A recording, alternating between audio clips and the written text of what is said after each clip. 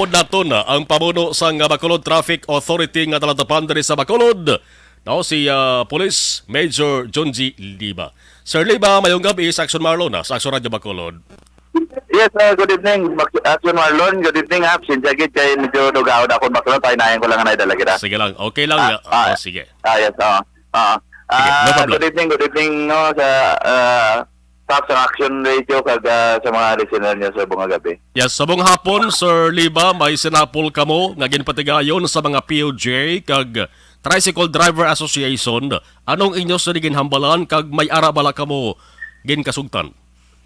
Yes, so nang correct bali nagpatawag kita. Actually no, and result ni sa naton bala pag-operate sa nagigad bilang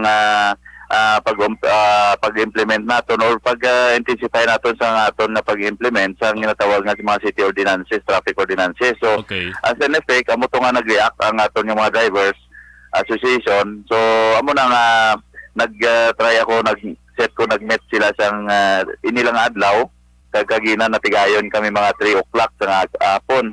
So, amo na nga, ang isa na tinutuyo naton to Action Marlon na gusto ko isa ila ipathag no wala ko nagahimo sa bago nga policy or sa patakaran yet nagaano lang kita naga-intensify lang kita so naga-exist na naton nga mga traffic ordinances. So it's a matter of kwan lang daw in intensification sa naton pag-enforce pag-implement sa mga traffic ordinances. So amo na gipaintindi ta lang sa ila. Okay. Hindi lang niya Sir POJ kundi lakip ba ding tricycle nga association gid patawag mo kina? Yes, patawag ko sila kay at the same time gusto ko gid sila kagina man on their side mabatian kung ano mga problema. So first kagina nga part baligin lay down ko sa ila kung ano gid ang nagatuga number 1 nga cause no one of the causes sa aton nga traffic ang ila pag wala pagsunod sa mga traffic rules bilang mga POJ. So especially ang mga tricycle so gin pasunod ko sila kagina so amo to naintindihan man nila so on the other side sila man gipambal ko man sila kung ano ang ila nga nagiging problema. Why is it nga simply hindi nila ma-follow ang aton nga mga rules. So amo na no vis-a-vis so naghatag kita dinatag man sila so nag-come up kita sang just a mere solution lang not preventive na gito basta may gamay nga solusyon nga na-come up kami. Ang nahambalan nyo kaina sir mas payo guro kung ipalabot man ni sang mga nagtambong kaina sa ila sa nga association within sa ila barangay sir no mas payo ko tani no. Yes, precisely no Action Marlon no since nga kagina limited lang kita although limited pero just imagine we have no audience kanina about mga 100 plus. Kaya ang aton gin-invite is mga president and then nag-request ko sa ila nga if they can bring with them the 2 or 3 officers, co-officers nila para sa ilang association so that nga nami gid ang damo nga dulungan makapamati kag maka-deliver sa ilang nga mga upod man nila membro. So what I did after the aton nga mga istorya ninonanon last ko nga sila ng message mga nangabay ko nga to make this our meeting fruitful. Of course I expect na i-relay nila exactly what we have talked no kay gusto ko nga pag-abot nila hambal ko sila please abot mo to i-meet nyo naman i-group nyo inyong mga member and then ambal niyo kung ano nga itong inistoryahan so that nga magsunod man sila. Kaya para hindi ko yung gusto at the end of the day, pag nakop sa inla, masilid sila nga, wag gidya kami kabalo. Kaya I don't accept sa nga muna nga mga reason. So, agreeable man sila. Katuan ko sir, no terminal policy sa downtown area, nagligan lang ng adlaw ninyo ginpatuman sang istrikto Kamustang implementation, may mga nagtuman gidman or may ara kamo driver nga nagtuhan nga nagasupak sa nga pagsulundan sir? To correct lang siguro. Bali, last week kami actually, hindi lang last day lang kami nag-implement. Last week pa na nag-implement. No? ang aton ginimo to since mayara kita nga rule or ordinances nga no terminal policy. So mo ito sa kabagay gipaintindi ko sila nga ano ang nature sa ila bilang pagbiyahe.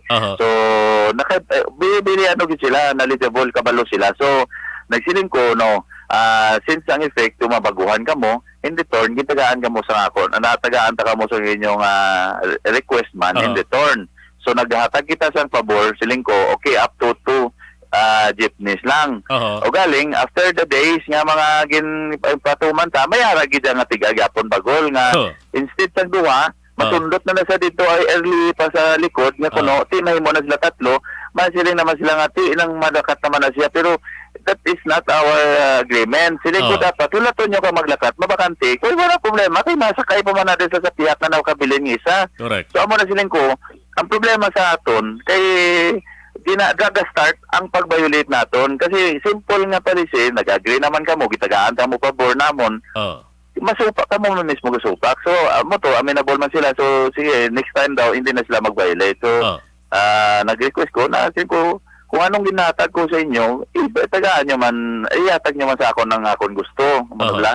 So, okay man sila, Action Mark. Yes, no terminal policy na sa din sir, amo naging basihan ninyo nga City Ordinance number 338, di ba no? Yes, 338. Yes, correct. Parare sir, damo nga pamangkot bangod sila mismo nakamutik nga ang pila ka mga ordinansa diri sa Bacolod, nagibantanan, pipila ka mga ordinansa sa Bacolod.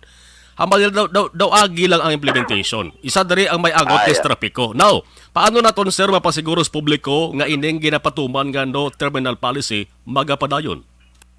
Well, yes, daw ka budlay mag-promise, no? But ang akon lang siguro, Action Marl, no? Aminable man kita nga medyo jutay ang aton nga personnel. Okay. Jutay ang aton nga mga manpower, no? But yet, ang ginhambal ko sa ila kagina, we are familiar na ginatawag nga nga skugon daw, no? Amo na nato nabasahan, pero may nga mga komento. Pero on my part,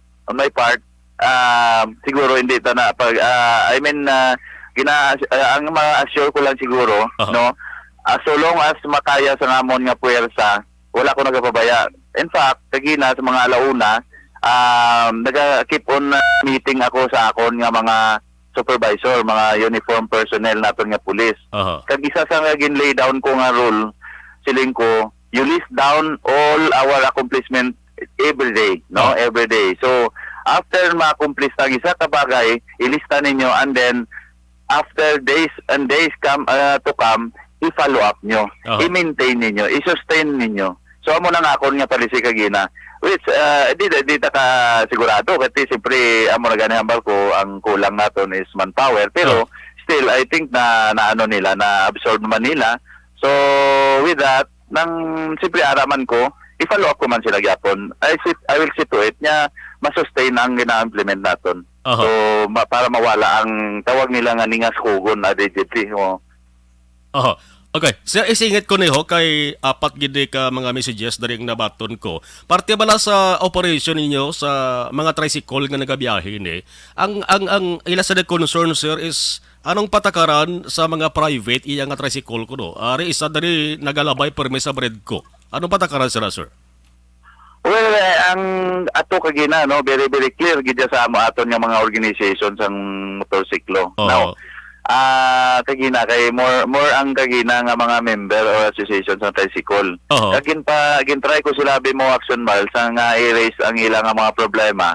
Kung pamatian ko sila isa-isa, hindi mapasalot ang isa gustong isa ma-raise gid halasan. Guro kung sugtan ko sila sa buwas kami mababati ay isang problema nila sa kadamo lang. But one thing ang common nga ginareklamo nila sa mga association, ang kulurom. Ang kulurom nga wala ka control, wala sila sang particular nga ruta. So ano nga akong gina-assure silang ko, una best, kulurom by kulurom per se is illegal or hindi siya allowed, no? So definitely siling ko, still, I cannot promise the whole ma-prevent, madula tagid, yet isa na sa akong project, kay kasi ako man hindi man ko gusto sa mga nagabaroy-baroy lang pagusto nga tricycle. Kasi kabalugit sila yung Action Mal, ining mga association, may ara ni sila yung party, ano na nang daw certain or may mga na-describe na ni sila nga ruta.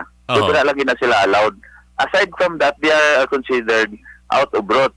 Much more nga kung wala sila sa franchise nga magbiyahe, considered sila kulurom. So ako na nga kung yun na sure sila kaginas ko in return amo lang ako lang mahimo ko in return upinitan ko na which hindi ko nakapwede ka babaya action man. So amo lang to no kay since amo man na ila kumon nga ginareklamo. So by tomorrow or next week action man makita ta at least may mga difference na gamay.